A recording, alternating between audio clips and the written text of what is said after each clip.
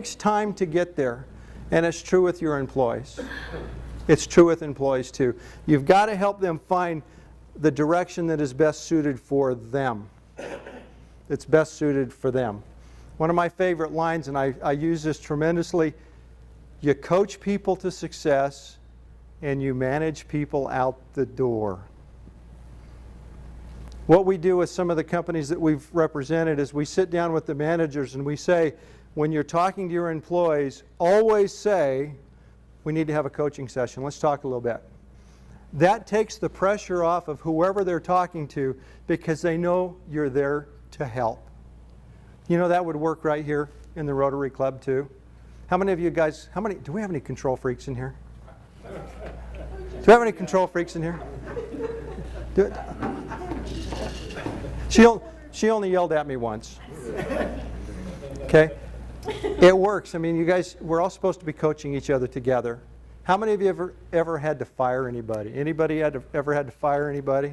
Is that a fun experience? What's so bad about firing somebody? Well, in the civil service, it's hard to do. But you did it. Yeah. Yeah. Now, is there anybody in this room that actually enjoys it? Sure. Then you don't work for that person, whoever it is. When you begin the process of managing somebody out the door, that's when you've already made the decision to do it. Plan for it. Set a practical method of doing it. But I promise you that if you'll coach first, almost anybody can be coached to success as long as you take that attitude and listen. Understand what they want out of the job, not what you expect them to do all the time in the job. As an employee, they're accountable to do certain things, right? Is that a safe assumption? If you don't do the things you're accountable for, what do you do then with that person? You manage them out the door. So you want to coach them to success, and coaching would entail, hey, this is what we really need you to do. We're going to train. We're going to train. Now, one of the seminars that we do, it's called the Step Up program. And in Step Up, it's a sales presentation. We talk about it's important that people are teached. And everybody goes, well, teached isn't a word. That's bad grammar. No, it's not. Not in our world. How many of you guys have had somebody explain something? How many of you guys have ever skied? Boy, that was kind of like, are you good at it? No. Who's good at it? At what? Skiing. Oh, skiing. Used to be. Used to be? Okay. Can you imagine for a minute if somebody came up to you and said, I'm going to tell you how to ski and then you're going to do it. So when you're teached, that's verbal. You can teach until you're blue in the face. That needs to be accompanied with something called training. What is the difference between teaching then, which is verbal, and training? Sing, and it requires action. It requires action. So what we're doing is, if you're coaching your people, it means you need to go a step beyond just teaching them and having them be taught, but you've got to train them. Once you've done that, they are then officially taught. Then you have grounds to talk to them and coach them further to help them do a better job. Any questions about what I've said so far? Now, Sharon and I talked about something, and I'm going to bring this up with you real quick. That she said I could say this. So if... Was I sober? Huh? Was I sober? You were with me, so you were sober. Okay. You were with me. When we get into groups like this, one of the things that we've learned that is very, very helpful, and I'm going to challenge you guys to just try something in your group if you can fit it in. How many of you guys have had different experiences in life and have wisdom in a different way? Yeah. Do you think you guys all perceive life exactly the same way? No. Have you guys all had the same experiences with IRS? Yeah, you're all laughing because you can relate to it, right? But I'll bet your experiences have been different. How about workman's comp issues? Okay, you've all dealt with it, right? Yeah, you're laughing back there. You can relate. This is what we found is very, very successful. come into one of your meetings and sit down and have somebody become a facilitator and maybe once every couple of months pick a subject like workman's comp. Simple as that. And all of you guys in a round table, without killing each other, set some ground rules and say, what has been your experience with workman's comp? How has it killed you? How has the rates gone up really affected my business and my ability to do it?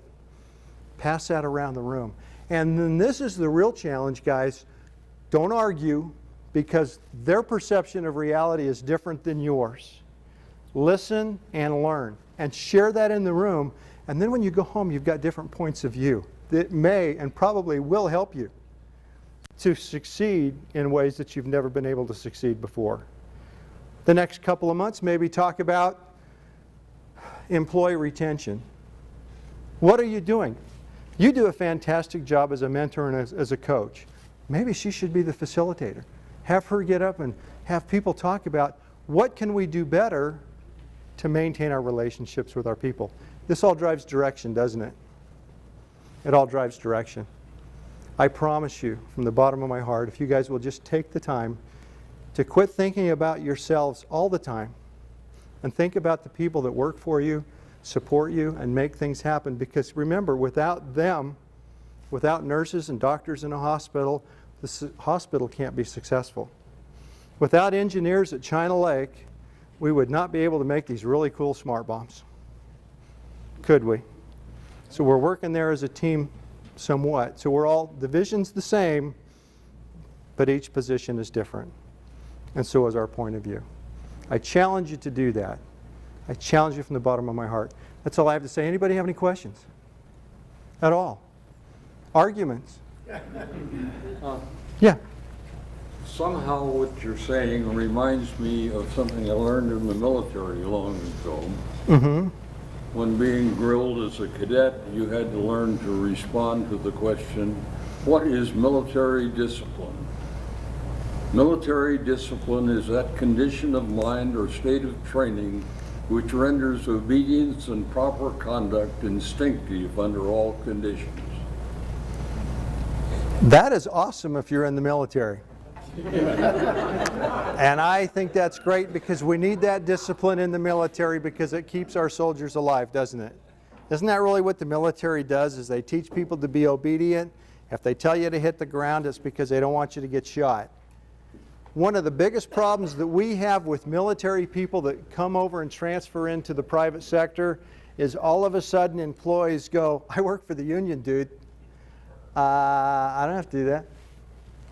The biggest problem I've seen with military coming into a civilian community for work is that they bring more discipline than the whole community has within it. And it's a challenge for them, isn't it? It's absolutely a challenge, because now you have to break your mode of operation, your discipline, to now bend to bring the community together to work together, Yeah. to work with you. And who has to bend? You do. You do. And I think that's a challenge. And it's really taking the time to just stop and look at your situation and adjust your direction. So again, it's all about direction. I think my time is up. Any other questions? 23. Thank you very much, guys. I really appreciate your time today. Thank you. No, I don't want that. I want that. Well, you might get it. Kevin, thanks for being